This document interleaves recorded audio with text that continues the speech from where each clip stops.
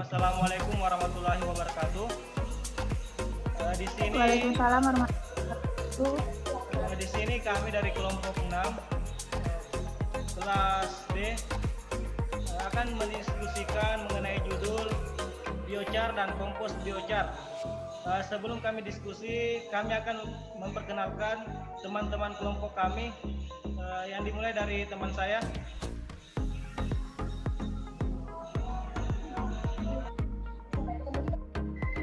Oke, perkenalkan nama saya Meli Hasana, Standbook D1 B1 17132, kelas Agroteknologi D. Perkenalkan, nama saya Yulia Elnaningsi, Standbook D1 B117127. Baik, perkenalkan nama saya Hamdan Jumain, Standbook D1 B117154. Baik, perkenalkan, saya Abdul Jokomo, Standbook B1 B1 1105. Baik, di sini kami akan mendiskusikan paten mengenai biochar dan kompos biochar. Jadi dari beberapa paten mengenai biochar dan pembuatan kompos biochar, mungkin teman-teman semua sudah baca. Jadi di sini kita akan mendiskusikannya, di mana mungkin dari teman-teman bisa memaparkan hasil bacaan dari paten-paten tersebut, hal-hal apa yang teman-teman tangkap dari paten yang teman-teman telah baca. Mungkin saya persilakan untuk setiap teman-teman menjelaskan paten yang telah dibaca. Masuk untuk paten yang saya baca itu ada 2. Yang pertama saya dapatkan itu dia membahas biochar biasanya mengacu pada karbon yang berbeda senyawa yang dapat dibuat dengan menggunakan proses non-oksidasi yang mungkin memiliki karakteristik yang berbeda. Biochar dalam beberapa kasus juga dapat disebut sebagai arang karbon. Salah satu ciri khas biochar yang sesuai dengan berbagai perwujudan yang mungkin penting baginya adalah kualitas dan nilai jumlah karbon tetap yang terkandung dalam biochar. Biochar diketahui memiliki beberapa manfaat, yaitu yang pertama meningkatkan kapasitas menahan air tanah yang dapat disebut sebagai kapasitas lapang lebih sedikit air dibutuhkan, atau dengan kapasitas lapang yang lebih tinggi, frekuensi dan durasi irigasi dapat dikurangi. Yang kedua itu meningkatkan efisiensi pemupukan, mungkin lebih sedikit pupuk yang dibutuhkan. Yang ketiga, bertindak sebagai agen pengapuran untuk menaikkan pH masam tanah. Yang keempat, meningkatkan kapasitas tukar kation. Yang kelima, meningkatkan reaksi siklus nitrogen. Yang keenam, amonifikasi dan nitrifikasi. Yang ketujuh, meningkatkan toleransi kekeringan. Adapun untuk gambar, itu bisa dapat dilihat. Untuk paten yang pertama ini, alat dan teknik untuk produksi biochar produk disediakan sesuai dengan berbagai perwujudan. Misalnya, beberapa perwujudan mencakup metode produksi biochar yang mungkin termasuk memperkenalkan komponen mencakup setidaknya karbon, oksigen, dan hidrogen dalam ruang reaksi. Senyawa dapat dipanaskan sampai pada suhu setidaknya 1000 derajat Celcius dalam tabung reaksi, sedemikian rupa sehingga senyawa bereaksi melalui pirolisis reaksi untuk menghasilkan biochar. Adapun untuk teknologi yang digunakan itu dapat dilihat di gambar, dia itu seperti pada umumnya untuk berbentuk tabung reaksi, dan kemudian biochar akan dimasukkan, kemudian akan dicetak menjadi bubur biochar, campuran menjadi dibentuk padat seperti penambahan tanah. Itu untuk paten yang pertama. Lanjut untuk paten yang kedua. Di sini dijelaskan sistem dan metode untuk kiln retort biochar diungkap di sini. Salah satu cara pembuatan biochar adalah memasukkan limbah massa bio dalam ruang retort silinder. Ruang retort meluas keluar pada ujung pertama dan ujung kedua dari api kotak. Pirolisis dipicu dengan menyalakan limbah biomasa. gas dievakuasi melalui satu atau lebih ruang yang ditentukan oleh ruang retort silinder, sehingga gas digerakkan keluar dari biomasa dan keluar dari ruang retort untuk dijumlahkan dengan api di kotak api. Produk sampingan dari dijelaskan metode biochar seperti gambar itu. Kemudian itu di sini juga dikatakan bahwa api adalah yang memberi keajaiban yang memberi kita biochar. Pirolisis adalah proses di mana kayu atau bahan organik lainnya dipanaskan tanpa oksigen untuk menghasilkan arang. Di suhu tinggi, kayu membusuk sekitar 300 derajat Celcius. Adapun metode kiln di sini adalah alat dasar untuk memproduksi biochar dari limbah biomasa yang tersedia di lokasi. Penggunaannya menyediakan file alternatif, pembuangan limbah hijau dengan membakar atau mengangkut dan dumping. Kiln membakar sebagian dari jumlah limbah biomasa untuk pirolisis atau arang kuantitas yang tersisa. Arang yang dihasilkan memiliki nilai sebagai pengubah tanah untuk menyimpan karbon. Kiln dirancang agar mudah, aman, dan ekonomis untuk dioperasikan. Itu dari paten yang kedua. Jadi itu penjelasan yang saya bisa sampaikan mengenai yang saya baca dari paten pertama dan paten kedua. Mungkin ada teman-teman yang ingin menambahkan. Julia.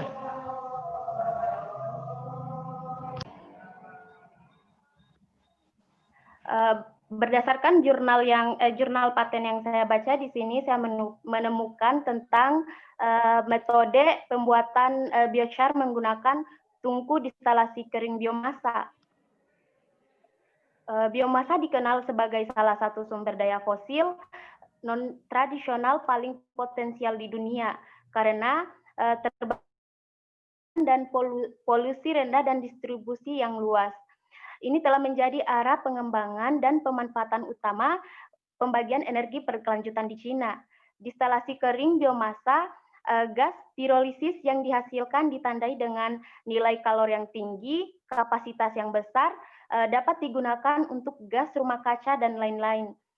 Biochar yang diproduksi tar dan kayu cuka juga merupakan bahan baku kimia yang sangat penting. Karena itu, teknologi pirolisis distilasi kering biomasa telah menjadi bagian penting dari pemanfaatan energi biomasa.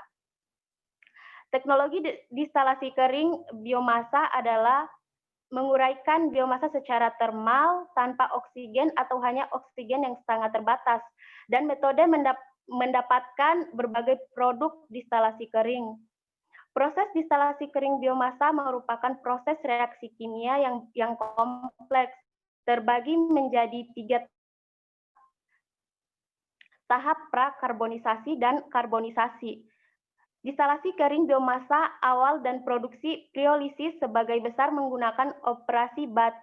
Tidak bisa produksi berkelanjutan, tidak dapat mencapai produksi massal. Oleh karena itu, teknologi pirolisis distilasi kering kontinu adalah karena karbonisasi yang seragam.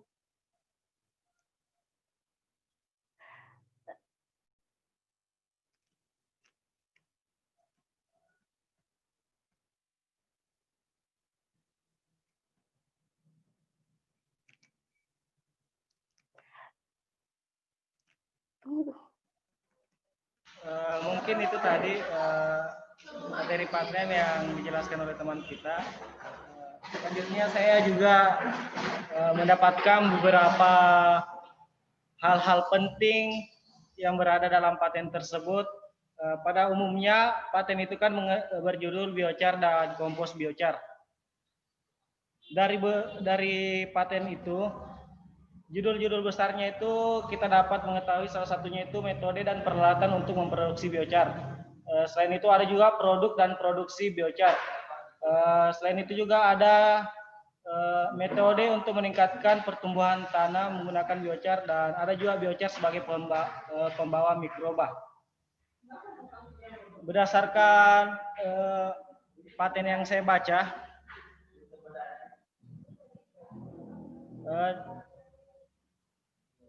dalam sistem metode untuk memproduksi biochar, dari biomasa. Terdapat beberapa sistem. Salah satunya itu sistem pirolitik dan metode pembuatan biochar. Di mana akhir-akhir ini atau ada peningkatan minat pada bahan bakar yang berasal dari biomasa, seperti kehutanan, hasil pertanian, atau limbah. Di mana ada berbagai macam teknologi untuk mengubah biomasa menjadi bahan bakar seperti pembakaran langsung, kopirin, gasifikasi, fermentasi, pirolisis, dan sejenisnya. Tapi di sini kita tergantung pada bahan baku dan proses yang digunakan. Dan produk yang dihasilkan akan memiliki kegunaan untuk apa, sifatnya untuk apa kita gunakan itu. Jadi di sini paten ini membahas bagaimana pembuatan atau produksi biochar ini umumnya itu menggunakan bahan-bahan organik atau limbah yang ada di sekitaran kita. Di mana dari limbah-limbah itu diinginkan untuk menghasilkan produk pengganti bahan bakar fosil yang mengarah pada keberlanjutan dan manfaat lingkungan. Seperti kita ketahui bersama bahwa biochar merupakan bahan padat yang akan karya karbon hasil konversi dari limbah organik atau biomasa pertanian melalui pembakaran tidak sempurna atau suplai oksigen yang terbatas. Jadi biochar ini merupakan konversi dari limbah organik atau biomasa pertanian. Nah, di paten ini juga sangat jelas membahasnya. Di sini dia tentang pembakaran biomasa, di mana salah satu metode yang akan saya jelaskan itu yang memproduksi biochar melalui sistem pirolitik, di mana sistem pirolisis adalah jenis dekomposisi termal, di mana suatu zat dipanaskan tanpa adanya oksigen atau dalam kondisi oksigen terbatas. Pirolisis dapat disebut cepat atau lambat tergantung pada laju pemanasan dan waktu tingkat biomasa. Dalam kasus biomasa kering, pirolisis dapat menghasilkan dekomposisi menjadi 3 produk utama. Nah, jadi dari pirolisis ini kita dapat menciptakan 3 produk utama. Salah satunya itu biochar, yang seperti yang kita bahas saat ini, biochar, yang juga dikenal mungkin sebagai biochar atau biocoal. Ada juga produk bio-oil dan syngas. Itu ada 3 produk yang tadi saya sebutkan, biochar, bio-oil, dan syngas. Di mana seiring perkembangannya teknologi, pengembangan teknologi yang efektif, yang mungkin mana kok. Kita lanjut nah.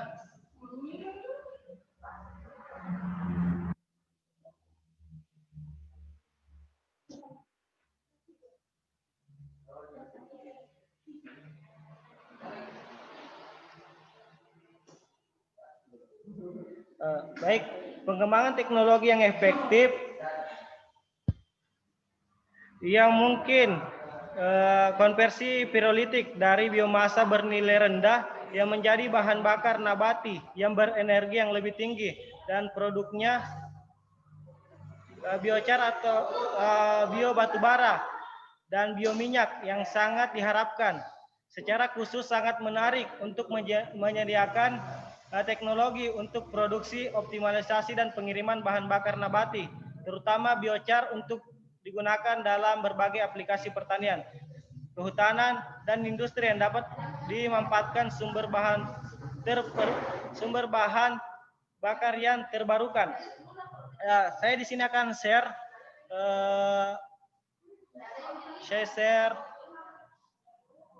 alat atau teknologi yang dapat digunakan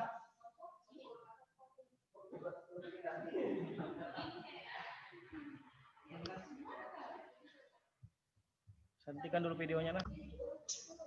Oke, ini saya akan share salah satu teknologi memproduksi biochar. Ini merupakan salah satu teknologi untuk memproduksi biochar.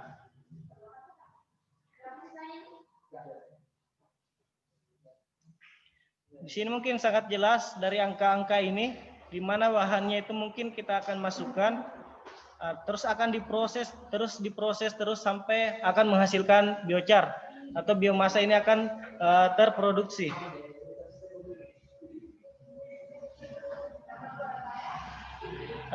Dari sini, dari paten ini, dengan berhasilnya ini akan menguntungkan untuk memiliki sistem pirolisis yang relatif murah dan dapat diangkut untuk memproduksi biochar.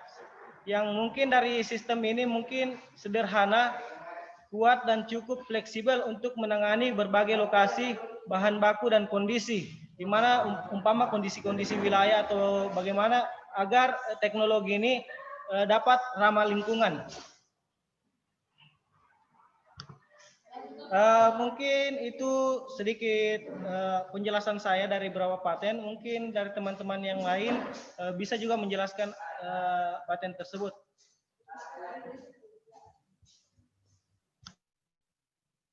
Baik, dari hasil paten yang saya baca ini, saya dapat menyebutkan bahwa pH dari biochar dapat dikontrol melalui agen penyesuaian pH dalam berbagai perwujudan. Karakter biochar dapat diaktifkan dan pH tanah diubah untuk menerima penambahan arang BMS. Setelah lama diketahui bahwa pH tanah adalah variabel penting dalam menjaga kesehatan dan produktivitas tanah. pH tanah cenderung mengubah ketersediaannya hayati, tanaman, dan beberapa tanah pada dasarnya bersifat asam atau basah. Dan amandemen tanah perlu mempertimbangkan pengaruhnya keasaman terhadap tanah. Efek biochar dapat berbeda pada pH tanah, tergantung pada sumber biomasa dari biochar. Sebagai contoh, hasil pembusukan tongkol jagung dalam jumlah yang banyak dalam residu biochar yang cenderung menyebabkan dasar biochar. Penambahan biochar dasar ini ke dalam tanah sudah merusak tanah. Manajemen pH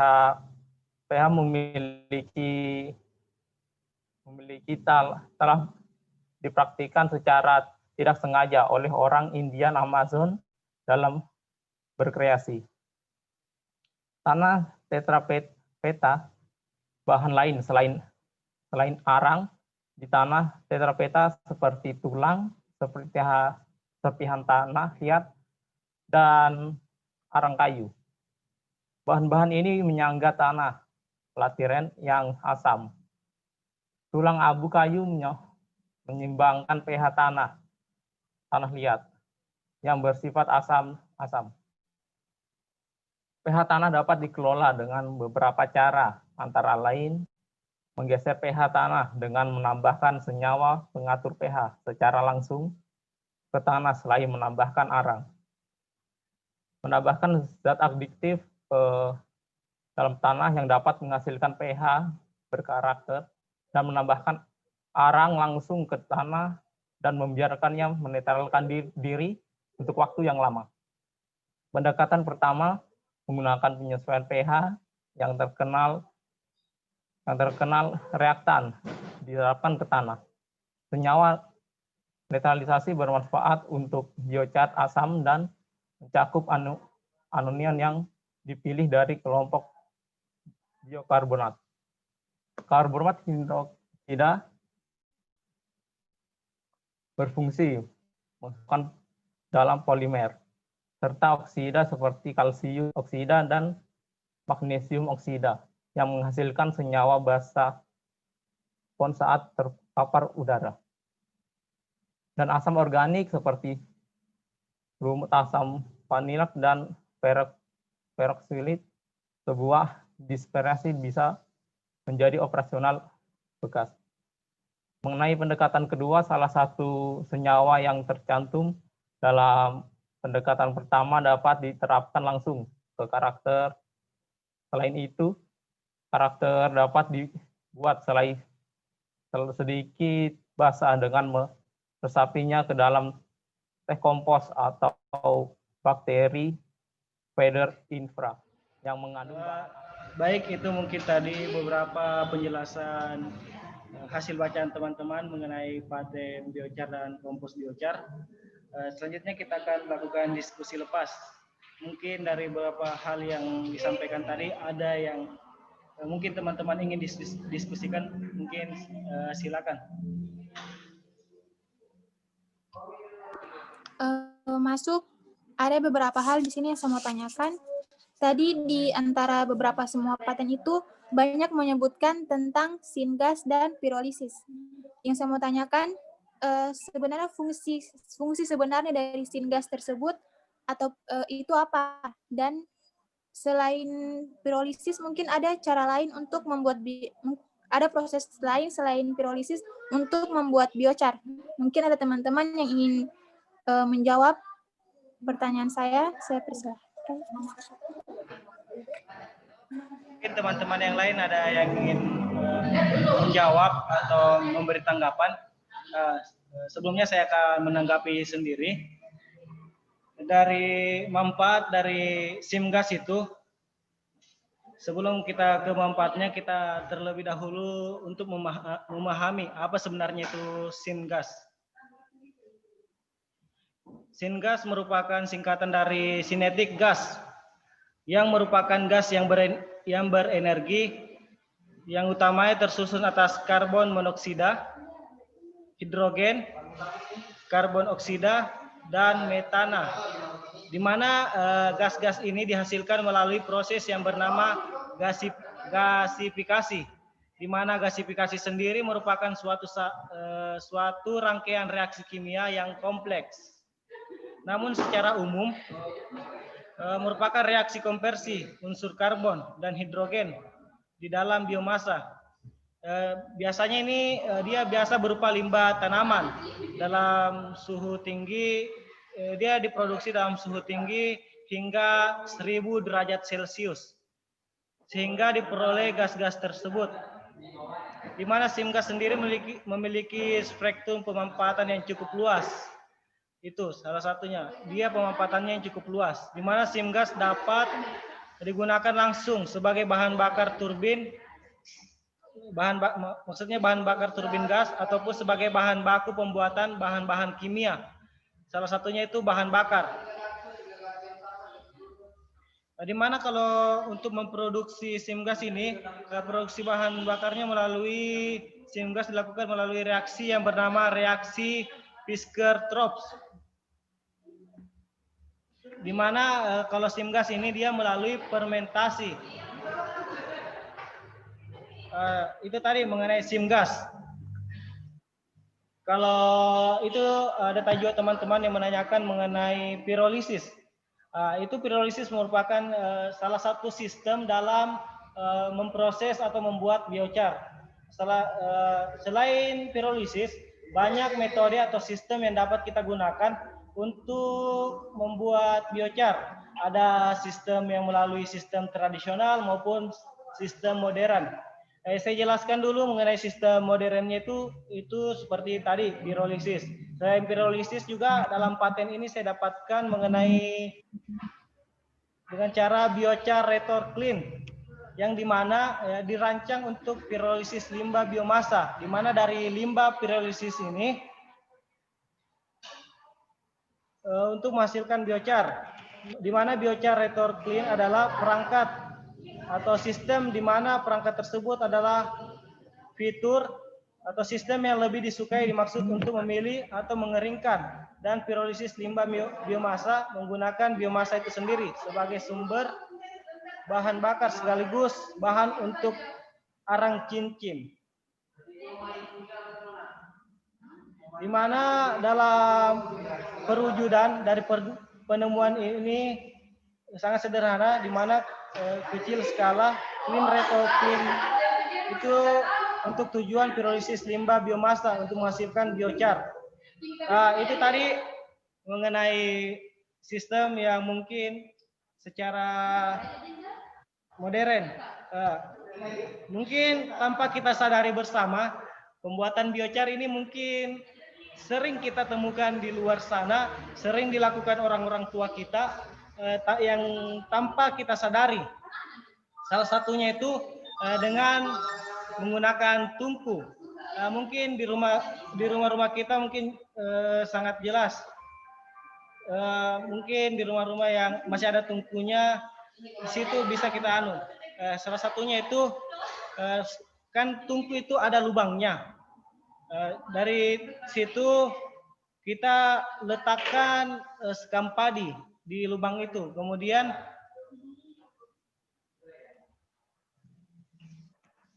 dari situ biochar itu maksudnya sekam padi dapat dimasukkan di lubang tersebut dengan menaruhkan corong asap di tengah sekam dengan mulai pembakaran dari dalam cerobong menggunakan material mudah terbakar seperti ranting pohon.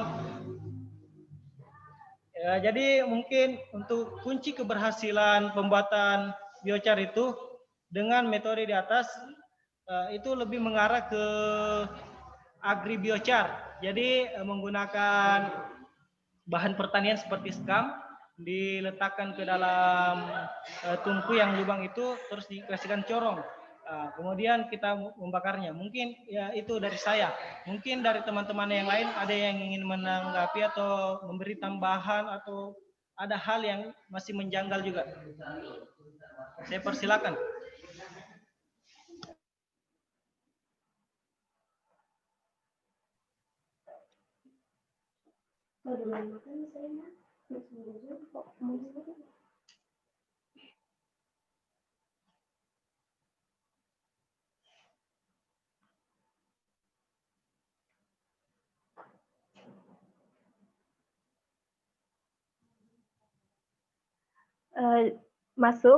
Di sini saya ada pertanyaan, jenis-jenis apa saja yang dapat dijadikan sebagai biochar? Itu mungkin salah satu kalau pertanyaan dari teman kita juga. Mungkin yang saya jelaskan tadi mungkin jelas, mungkin itu tadi ada lagi pertanyaan baru dari teman kita. Jadi mungkin kita bisa diskusikan. Ya, kalau menurut saya di sini bahan-bahan yang sering dijadikan biochar itu umumnya residu biomasa dari pertanian atau kehutanan, seperti potongan kayu, tempurung kelapa, kelapa sawit, tongkol jagung, sekam padi, atau kulit buah kacang-kacangan. Sisa-sisa usaha kayu serta bahan organik yang biasa dipakai itu seperti sampah kota dan kotoran hewan. Menurut saya, pendapat saya begitu saya.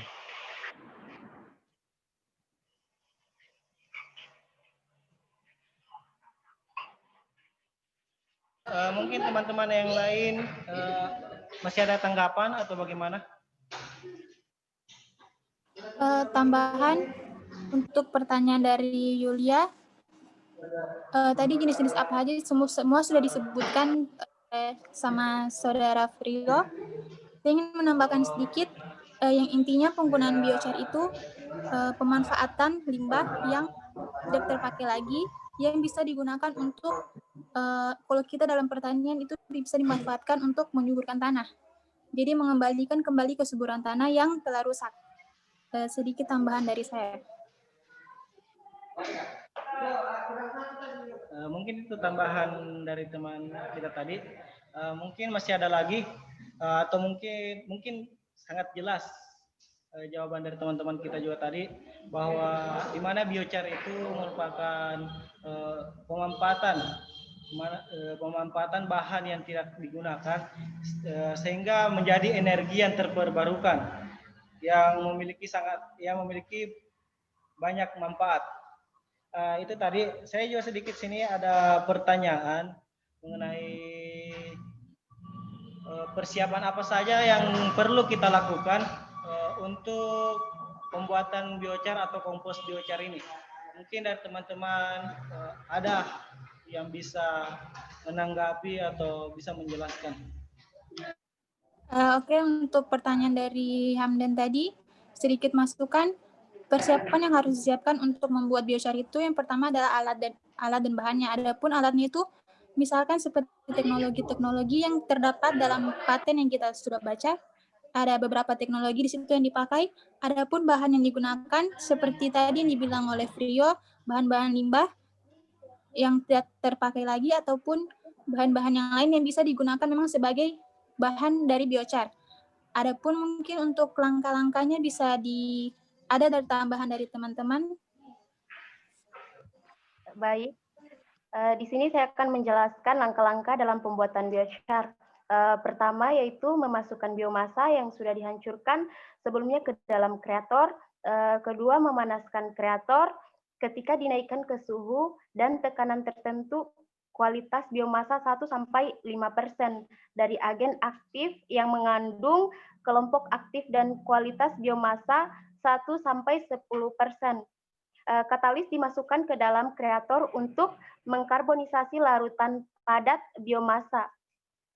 Setelah konversi karbonisasi didinginkan ke 40 derajat Celcius. Selanjutnya biochar di penemuan ini menambahkan zat aktif yang mengandung gugus aktif selama proses konversi karbonisasi yang secara efektif dapat menghambat kemajuan reaksi samping, mengurangi pendapatan zat yang mudah menguap dan bekerja sama dengan katalis untuk melakukan karbonisasi larutan padat biomasa untuk meningkatkan laju konversi biochar.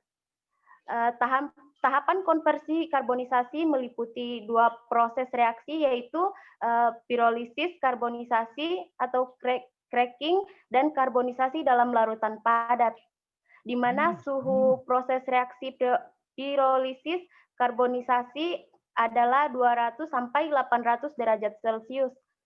Suhu proses reaksi karbonisasi dan larutan padat adalah 200-500 derajat Celcius. Kedua proses tersebut bereaksi pada satuan bersama, khususnya memuat biomasa bubuk ataupun butiran. Mungkin itu saja. Mungkin itu tadi tambahan dari teman kita. Mungkin masih ada hal-hal yang ingin didiskusikan. Saya persilakan ke teman-teman kalau masih ada hal-hal yang perlu didiskusikan. Atau masih ada hal-hal yang ingin ditambahkan dari beberapa penjelasan tadi.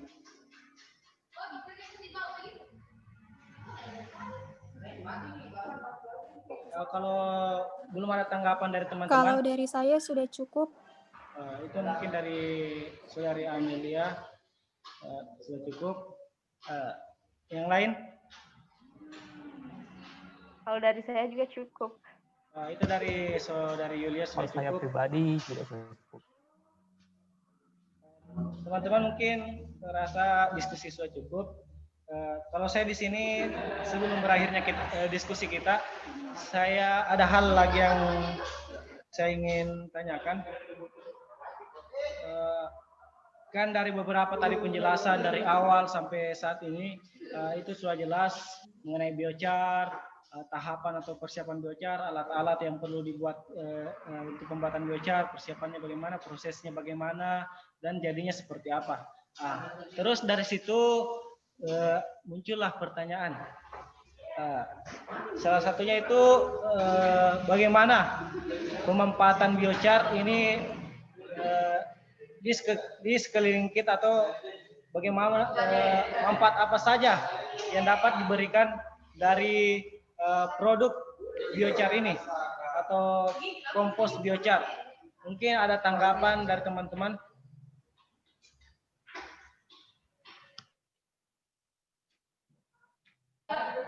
Karena dari paten yang saya baca juga ada itu tentang metode pemberian biochar ke tanah. Jadi mungkin biochar ini bermanfaat mungkin dari segi pertanian, dari ekonomi, kehutanan, peternakan dan sebagainya. Mungkin teman-teman bisa jelaskan atau bisa berikan tanggapan. Tambahan untuk jawaban dari Saudara Hamdan, ini dalam manfaat di bidang pertanian. Itu ada 7 manfaat yang saya dapatkan dalam paten. Yang pertama itu meningkatkan kapasitas menahan air yang dapat disebut sebagai kapasitas lapang atau sedikit air yang dibutuhkan. Dengan kapasitas lapang yang lebih tinggi, frekuensi atau durasi irigasi dapat dikurangi. Yang kedua, meningkatkan efisiensi pemupukan, mungkin lebih sedikit pupuk yang dibutuhkan. Yang ketiga, bertindak sebagai agen pengapuran atau untuk menaikkan pH masam tanah. Yang keempat itu meningkatkan kapasitas tukar kation. Yang kelima, meningkatkan reaksi siklus nitrogen. Yang keenam, amonifikasi dan nitrifikasi. Yang ketujuh, meningkatkan toleransi kekeringan. Itu dalam bidang pertanian. Mungkin ada tambahan dari teman-teman lain. Itu mungkin dari bidang pertanian. Mungkin dari teman-teman yang lain ada yang menambahkan, mungkin dari bidang peternakan atau bagaimana?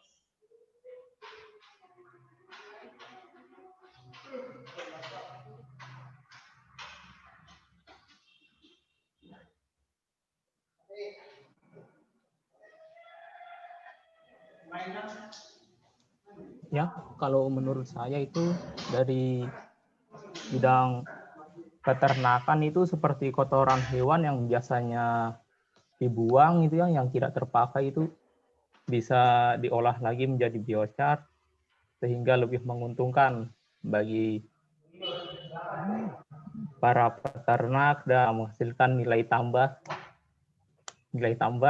bagi peternak dan petani. Menurut saya itu. Mungkin itu saja. Ada lagi tambahan? Kalau tidak ada, mungkin saya bisa simpulkan itu tadi beberapa manfaatnya dari biochar dari bidang pertanian, peternakan dan maupun yang lain atau kehutanan. Selain dari yang disebutkan tadi Prio, di mana biochar ini juga bisa dijadikan sebagai suplemen atau sebagai pakan ternak atau hewan. Selain itu gas-gasnya juga bisa dimanfaatkan, maksudnya gas hasil biochar ini bisa dimanfaatkan dalam kehidupan kita. Mungkin itu saja, masih ada hal-hal yang kita perlu diskusikan. Mungkin tadi itu pertanyaan terakhir dari saya, karena semuanya mungkin sudah puas, maksudnya sudah selesai diskusinya, tidak ada hal-hal yang ditanyakan. Kalau memang sudah tidak ada hal-hal yang perlu ditanyakan, mungkin saya akan tutup diskusi lepas kita pada kesempatan kali ini.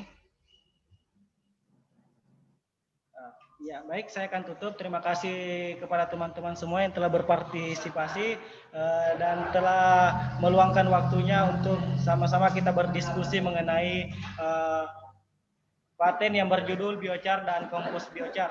Saya tutup diskusi kita, saya tutup dengan ucapan wabillahi taufiq wal hidayah. Wassalamualaikum warahmatullahi wabarakatuh. Waalaikumsalam warahmatullahi wabarakatuh.